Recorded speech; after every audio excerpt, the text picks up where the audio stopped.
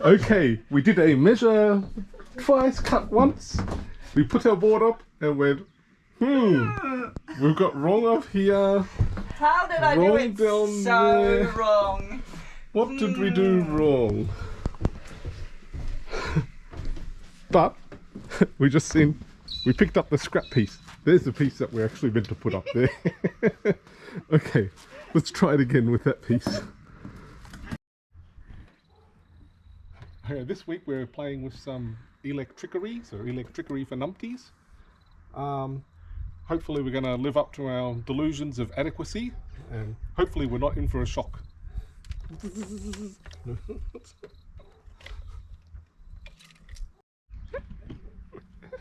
No. When I say no, I meant no. Got it the right way now? Yeah. Oh, good. You sure you know what you're doing?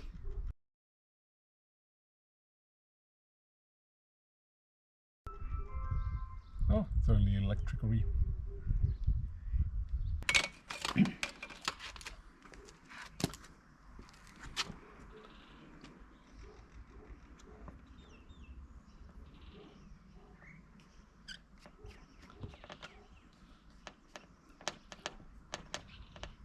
Ooh, that looks professional. Trip plugs. Ooh, sparky. Sparks all right. We're ready to do our electrical, and we thought, oh yeah, we'll do our crimping and wire cutting, and thought, oh yeah, got our little crimpers. Not quite doing the job on these little things, so had to go off on eBay and buy our little crimping tool, which ended up being not that bad. It was only about $15 or $20, I think. But anyways, so let's get crimping with some of these metal crimps.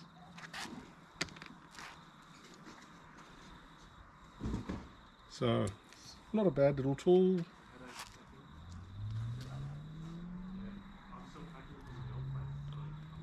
Just put our little wire onto the cable. A spring-loaded little holder.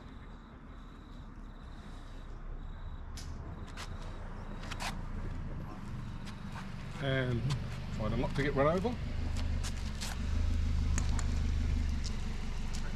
Let's put it in and whack the heck out of it.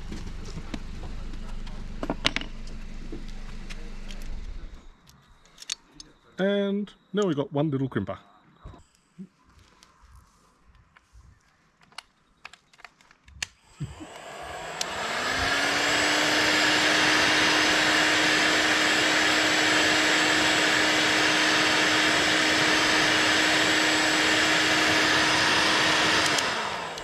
My new favourite toy. Now get out the marshmallows and we'll be right. Yeah, I'm sure we can find lots of uses for it. Ta-da!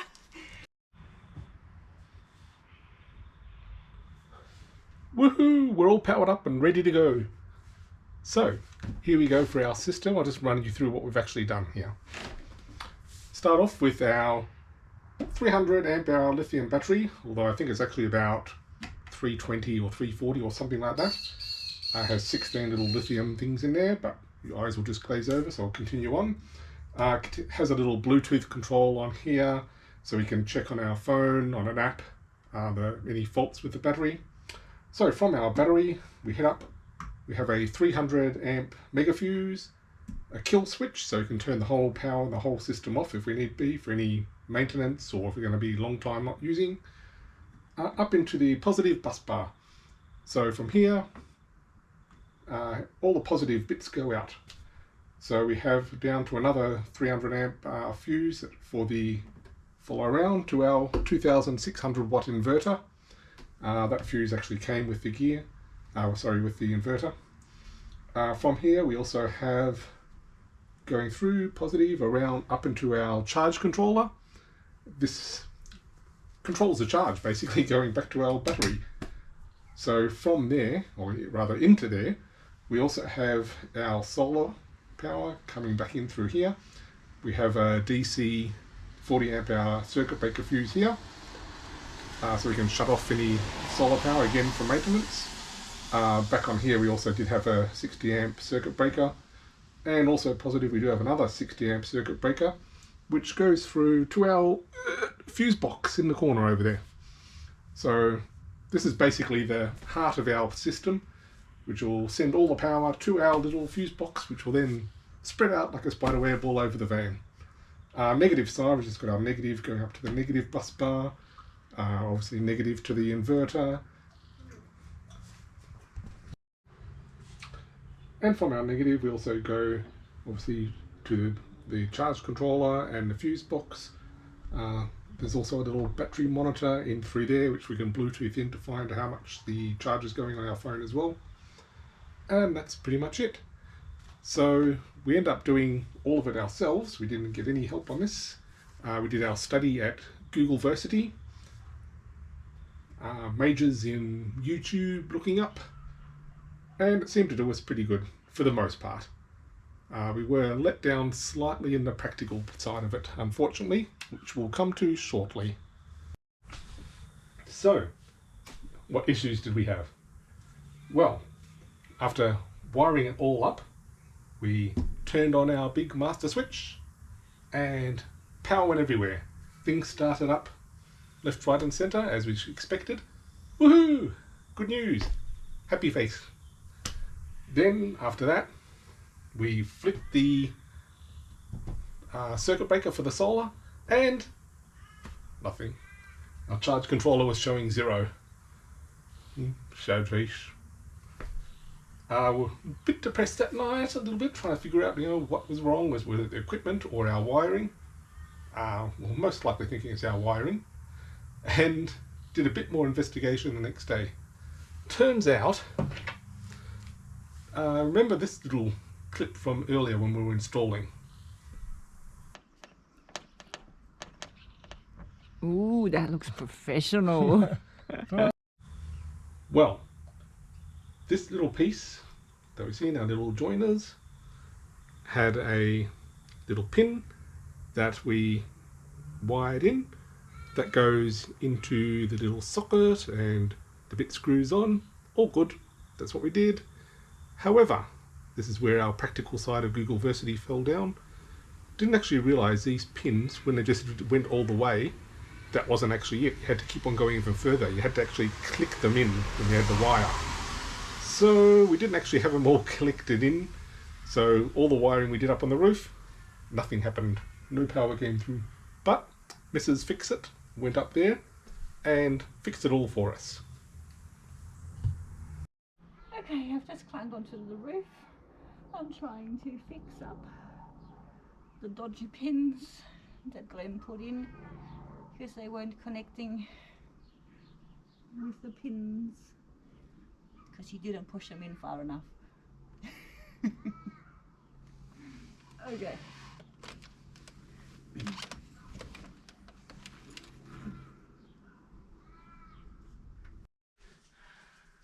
Okay, I've just spent an hour on the roof replugging everything. Let's go and have a look and see if it works. Okay. Flick the big mama on. Ooh, she's making a sound. Now, we already knew the battery was working. Now that I'm putting on the solar. Oh, drum roll.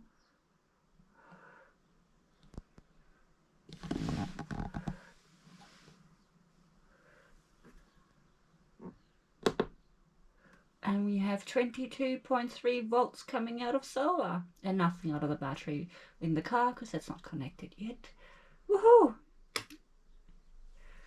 And nothing leaving because we're not cooking. Excellent. I fixed it. Woohoo! There we are. Solar! Yay!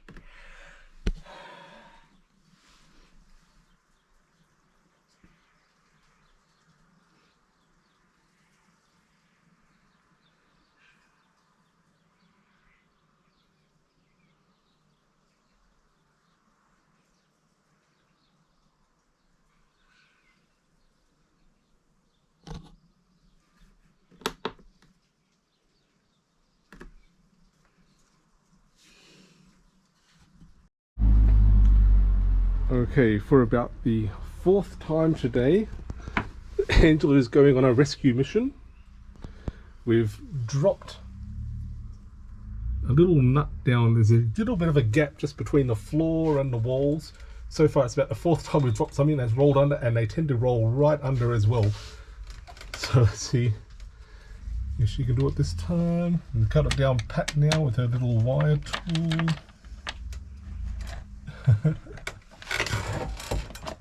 Woohoo! Success!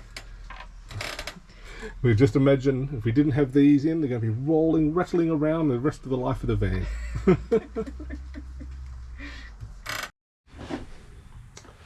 Another issue we had was with our charge controller.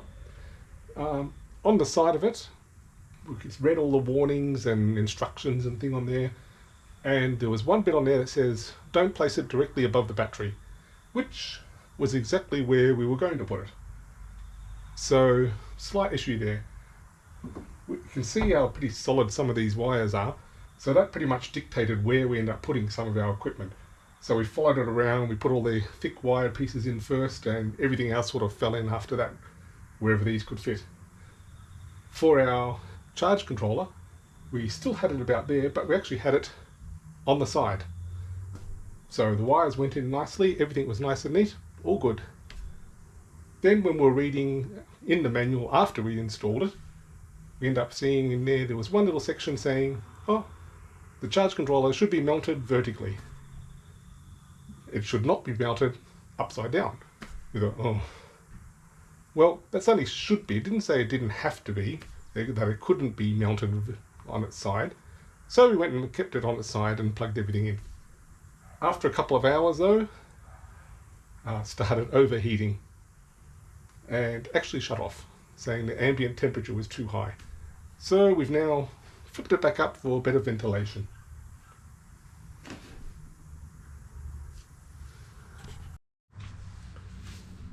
So onto our inverter. It's a 2600 watt inverter. We intend to power all our cooking appliances and anything 240 volts straight off of that.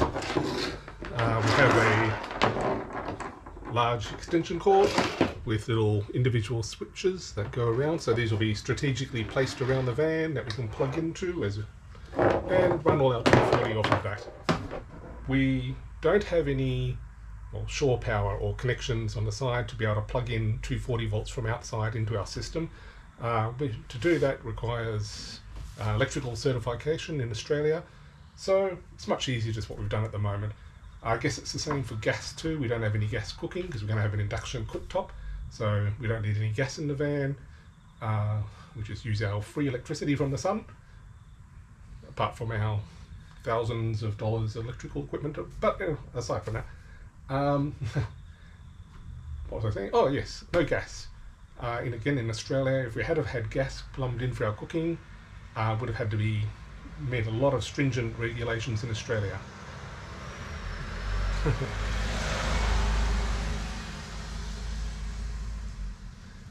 We would have had to have it in a sealed box, accessible only from the outside of the vehicle, and with drop vents through the floor, and it will also have to have been certified by a gas plumber. So in the end, we went the simplest, and yeah, we're happy with it. Well, I hope we're going to be happy with it anyway.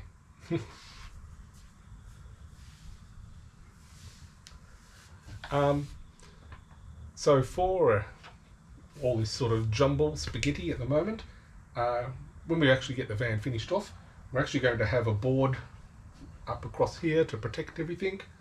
It'll be pretty solid down the bottom and removable at the top, so we can have a look. Our bed will be up here, so we'll be able to access anything on there if need be. At the very front we'll also have a front access for both the fuses and if we need to get to the front of the inverter.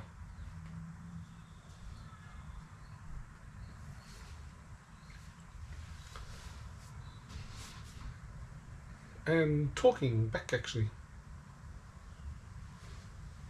I guess the only other thing we haven't really covered is our solar panels. So we actually have them connected in parallel.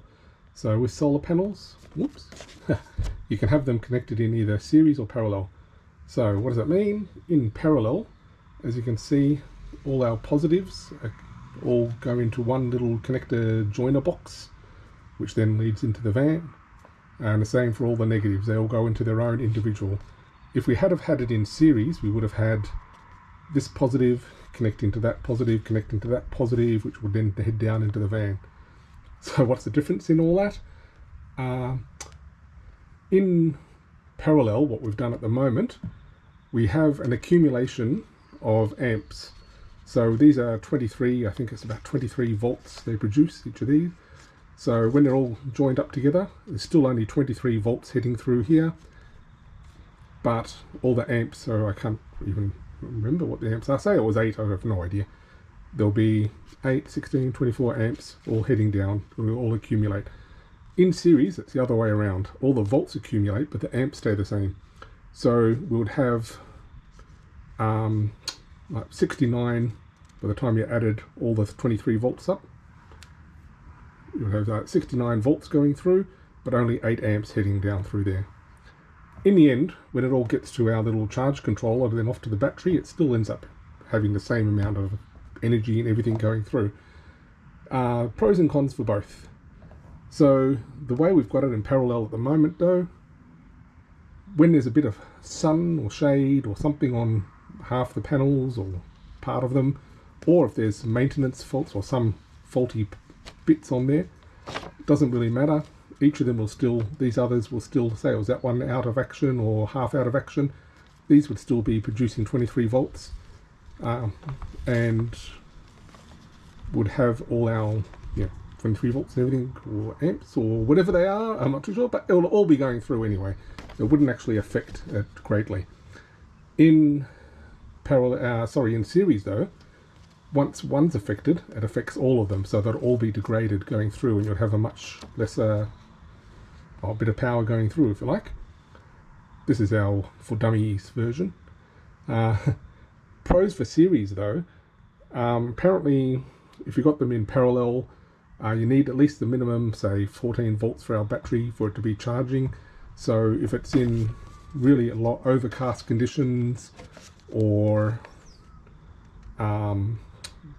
start of the day, end of the day when there's not much sunshine and it doesn't reach that 14 volts yet, basically just won't be charging as much, so you actually get longer charging apparently with series. We were going to actually go series but then after we got everything, we ended up finding out that our little charge controller here is only rated to 45 volts. So the 69 volts would have cooked it. So we went parallel. So we'll see how it goes in the future. That's pretty much it. After a bit of a circus act, we finally got it going. So, yeah, what next? Oh, that's right. Next will be the auto electricians, which will be in a couple of days' time. So they're going to power from the battery, going up around through here, following pretty much our cables down and into the charge controller. So we'll have other cables from our battery and ignition, so we can charge while we're driving as well. And that'll be it for this week. And actually it's probably going to be a little while before we do the next lot, because the project manager's working next weekend, or might be able to get some stuff done. We'll see. So until next time, bye. Then after Angela fixed it all up on the roof, she hit the circuit breaker. Actually, can you just touch the circuit breaker at the moment, Angela? And whoop, I can tell there's now charge going through there because I'm feeling very attracted to you.